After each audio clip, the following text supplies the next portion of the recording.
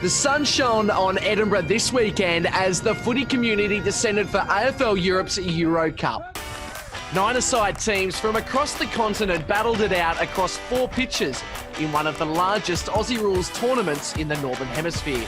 This year it's really big. We've had more teams enter than ever before. So we've got 24 teams entered from 17 different countries. So it's grown immaculately. 3 new teams this year of the Polish men's and women's teams, the Netherlands women's. Super exciting. Everyone's having super much fun. It's an amazing venue, super scenic. So everyone's just keen to get the footy in their hands.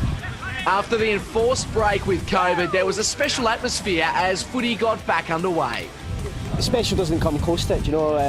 Obviously we were a bit saddened when it was delayed due to COVID, but coming back after 10 years, the game itself has grown. You see that in the quality of the players and the amount of people that are here as well. And you know, it's such a great day. So we'll see how it holds up for the rest of the day. For some, it was a case of old rivalries reignited.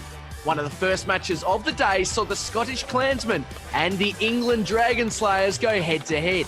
And the standard of football on display was impressive for spectators and players alike. Tournament football is hard, stopping and starting, and you only play, just over a game of footy, but it seems like so much more throughout the day. But we have good physios and good team management, so it makes it a lot easier. Friend of the show, Phil from AFL Poland, was here with the Polish men's team. And for their ladies, it was their first chance to make their mark on the continental stage. The first time for the Devils. This year it's about making a statement and backing it up and not just rocking up.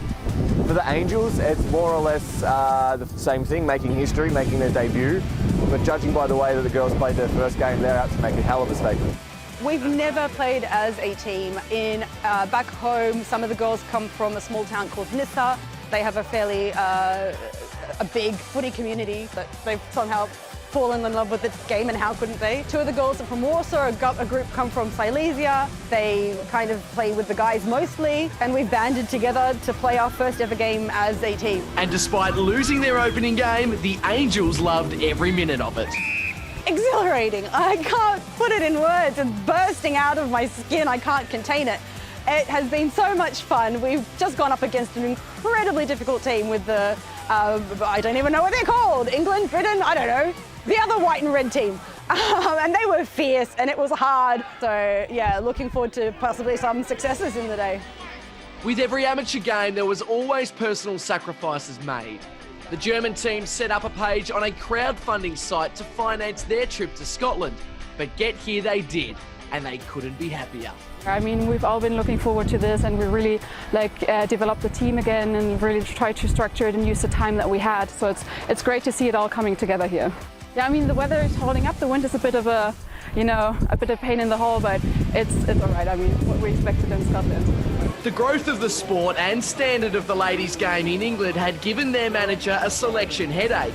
But those chosen to pull on a Vixens Guernsey were certainly proud to be representing their country. Oh yeah, we had our shirt presentations last night, and we've got quite a few of the newer girls that have never been in this position before. The passion, the pride, you know, the eyes are lighting up, so that's been quite good. It means everything.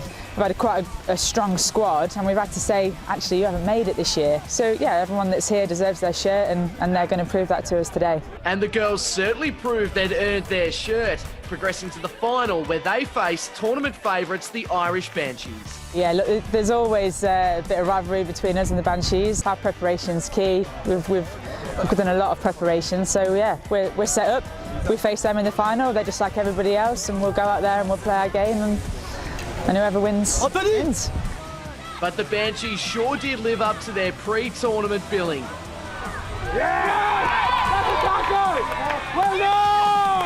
They'd won the last 2 Euro Cups pre-COVID and picked up where they left off.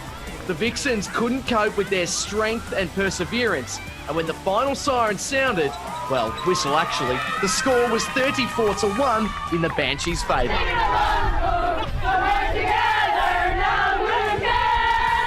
So we just became the European champions for 2022. It's a great honour to captain this team. I mean, it's an absolute privilege, and can't wait to see what else we can bring.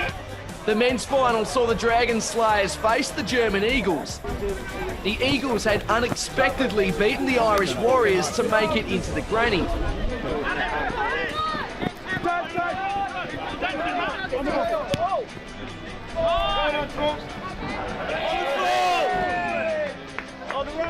But they were no match for the English lads, who triumphed 53-8.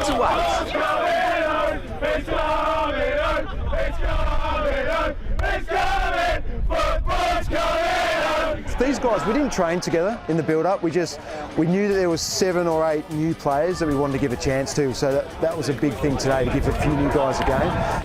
It's been a long time since we've had international footy, so it's just good to get guys back out to have fun and meet up, a few beers later on, and it's all pretty relaxed, mate. We didn't come in with any super expectations. We knew we'd be competitive if we played our best footy, and luckily we played our best game in the last one, so it was good.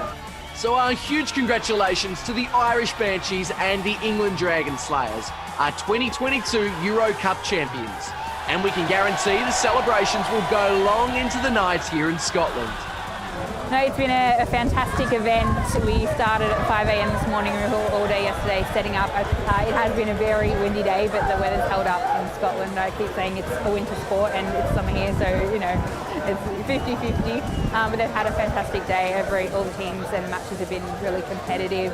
A few upsets, which is good. We like to change up the scoreboard. I know we speak for everyone when we thank the AFL Europe for such a great weekend of footy in Scotland.